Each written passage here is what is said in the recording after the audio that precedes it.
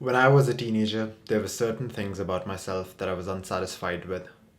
Some of these things had to do with the way I looked, whereas others had to do with what I had not accomplished in life. I remember looking around myself and seeing some guy who's 6'2" and towers over me, another person who has absolutely amazing genetics and can put on muscle mass significantly quicker than me, or some other person who got into some fancy university because he could afford it. There were things that I certainly did not have and could not have even if I tried. These things were simply out of my control. I couldn't even work hard to attain them. Like, what can I do to become taller or be born in a financially well off family? Not much is the answer. These things were simply out of my control. Seeing others have these gifts that I had no shot of ever receiving, made me feel sort of low. Like, no matter what I did as an individual, there is no way I can feel what it is like to have one of these things.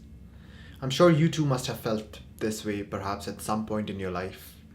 Like that one thing you really wish you could change about yourself. Perhaps it could be your skin tone, your height, the way your nose looks, the texture of your hair, or even things related to your current living situation, such as perhaps you just wish you had a more understanding sibling, or were born in a different country where you had more opportunities. Whatever they may be. As time went on, I started learning more about my religion, which is Islam. And this process of learning allowed me to develop a mental framework that finally put these voices to rest. Here's the way I started to think about my existence.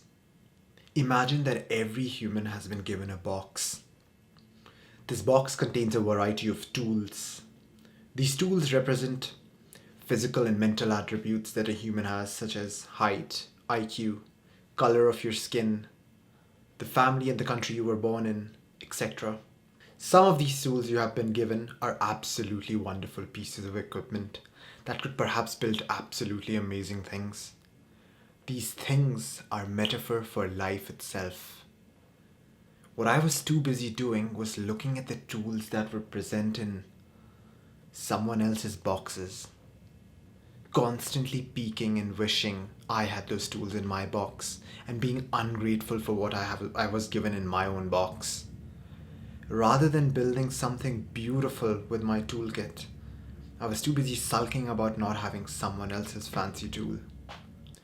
I realized that my purpose in life wasn't to collect everyone's fancy tool and place them in my box, but rather to build something.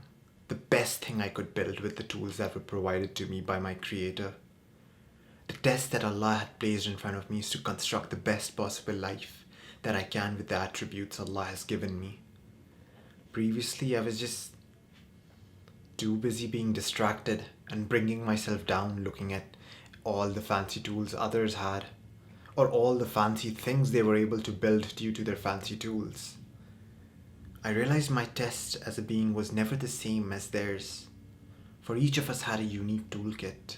I decided to wear blinders, forget about everyone's box, and focus on mine, and what I must be building using it.